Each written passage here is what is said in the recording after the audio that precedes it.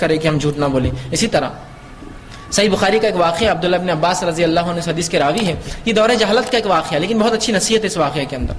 بخاری میں واقعہ پورا آتا ہے کہ دور جہالت میں وہ کہتے ہیں کہ واقعہ یوں ہوا کہ ایک شخص جو قریش سے تعلق تھا اور بنو ہاشم سے تھا، وہ ایک شخص نے آ کر وہاں سے بنو ہاشم سے ایک انسان کو لیا اور کہا کہ مجھے کچھ مدد کے لیے یہ انسان مجھے دے دو. وہ غلام نہیں تھا لیکن کچھ کام کے عوض وہ اس کے ساتھ چلا گیا. اور وہ شخص جو تھا بنو ہاشم سے نہیں تھا جس نے اسے لے گیا. بنو ہاشم سے اس نے ادھار غلام سمجھ لیجیے ایک نوکر لے گیا اور اس کو لے جا کر جو ہے کسی جگہ وہ گیا. تو جب یہ آدمی جو ہے جس کے اونٹ تھے جس کو سنبھالنے کے لیے اس آدمی کو اس نے بنو ہاشم سے لیا تھا ادھار کی بھائی کچھ معاوضے کے تحت میں لے جاتا ہوں اس شخص کو، اسے لے گیا. تو جب وہ راستے میں تھا تو اسے دوسرا ایک شخص ملا جو اسی کی قبیلے کا تھا، بنو ہاشم سے تھا، اور اس نے کہا مجھے ایک رسی کی ضرورت ہے، کیا تم ایک رسی دو گے؟ تو اس نے کہا ٹھیک ہے وہ جو ہے رسی دے دیتا ہوں. لیکن جب اس نے رسی دے دی بعد میں اسے خیال آیا کہ اب میرے مالک کی اونٹوں کی رسی کم ہو جائیں گی. اسے گمان تھا شاید زیادہ ہو.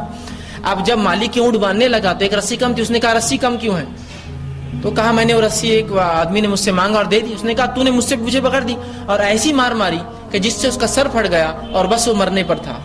جب وہ مرنے لگا تو ایک قافلہ آ رہا تھا، وہ قافلہ یمن سے تھا. اس نے اس یمنی کو آواز دی اور کہا ادھر آؤ میرے پاس.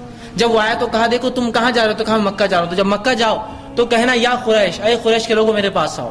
جب قریش آ جائے تو کہنا یا بنو ہاشم، کہ اے بنو ہاشم میرے پاس آؤ. اور پھر جب وہ آ جائے تو کہنا کہ اے جو ہے ابو طالب تم میرے پاس آؤ. اور ابو طالب سے یہ کہنا کہ اس شخص نے میرا اس طرح سے قتل کیا اور پورا واقعہ سنا دیا، ایک رسی کی وجہ سے مجھے مار دیا اور تھوڑی دیر بعد اس کی موت ہو گئی.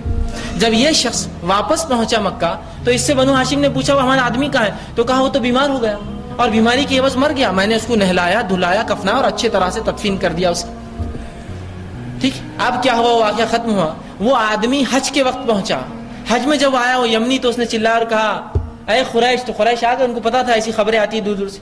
کہا یا بنو ہاشم. بنو ہاشم آ گئے. کہا تم میں جو ہے ابو طالب ہے؟ تو کہا ابو طالب. ابو طالب نے کہا کیا ہوا؟ تو کہا ایک تمہارا جو آدمی تھا جو فلاں آدمی کے ساتھ گیا تھا اس شخص کو ایسا اس آدمی نے قتل کیا. کہا ایسا کیا؟ کہا اس کو بلاؤ. اس آدمی کو بلایا گیا اور کہا تمہارے پاس تین ہی حل ہے، خون بہا دو. 100 اونٹ تھا، خون بہا کہ 100 اونٹ دو اس کے بدلے چونکہ تم نے خون کیا. دوسرا یا تو 50 لوگ تمہارے قبیلے کی قسم کھائے کہ تم نے خون نہیں کیا. یہ بات کو بھی ہم مان لیں گے، ان کا طریقہ ہوگا اس زمانے میں دور جال. اللہ کی قسم کھاؤ کہ یہ ہمارے آدمی نے خون نہیں کیا، یہ سچا ہے، تمہاری صداقت دیتے ہم مان لیں گے. یا پھر تم کو اس کے بدلے ہم قتل کر اس لیے کہ ہمارا آدمی تم نے قتل کیا. تو اس نے کہا 100 اونٹ تو میں نہیں دوں گا. اس نے ایک بہانہ کیا، کہا میں 50 لوگوں کو اپنے لیے گواہی کے لیے لا لوں گا. وہ اپنے قبیلے گیا، لوگوں کو اکسایا جھوٹی گواہی دو، کہو میں سچا آدمی ہوں اور کہو میں نے خون نہیں کیا، مانو میری بات. اور اسی قبیلے میں 50 لوگ تھے، انہوں نے 50 کو منایا اور لے کر آیا.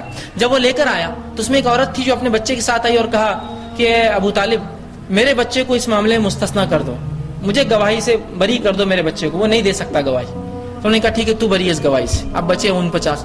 اس میں سے ایک شخص اور کہا دیکھو ابو طالب تم ایک آدمی کی گواہی لے رہے ہو جو کہ 2 اونٹوں کے برابر ہو رہی، ورنہ 100 اونٹ دینا پڑیں گے نا اس کو. تو لو 2 اونٹ میں دے دیتا ہوں لیکن میں گواہی دینے کو تیار نہیں ہوں، 2 اونٹ لے لو مجھ سے. اب وہ بھی چلا گیا. اب بچے 48. ان 48 نے قسم کھا لی اللہ کی کہ یہ آدمی سچا ہے. اس کے بعد عبداللہ ابن عباس رضی اللہ عنہ فرماتے ہیں کہ اس ذات کی قسم جس کے ہاتھ میں میری جان ہے، 1 سال میں ان 48 میں سے ایک بھی نہیں بچا تھا، سب مر گئے. جھوٹ بولا دنیا میں اس کی نظر، سب مر گئے 48 کے 48. یہ دور جہالت کا واقعہ تھا. وہ پرانا واقعہ سنا رہے تھے کہ پورے 48 کے 48 1 سال کے اندر پورے مر گئے، پوروں کو موت آ گئی. تو جھوٹ کا نقصان دیکھیے، چونکہ جھوٹی گواہی دیتی ہے کہ موت پر، اللہ نے سب کو موت دے دی. تو جھوٹ بولنا یاد رکھیے بہت نقصان دہ چیز ہے. اس کے دنیا میں بہت نقصانات ہیں اور اخروی نقصانات تو میں سمجھتا ہوں ان گنت ہیں، لا تعداد ہے، بہت